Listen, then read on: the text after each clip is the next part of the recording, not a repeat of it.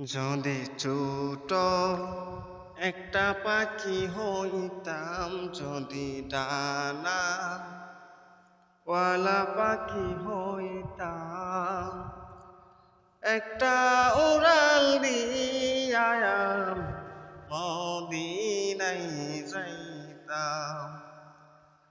আইরে একটা উড়াল দিয়াম মদিনায় যাইতাম।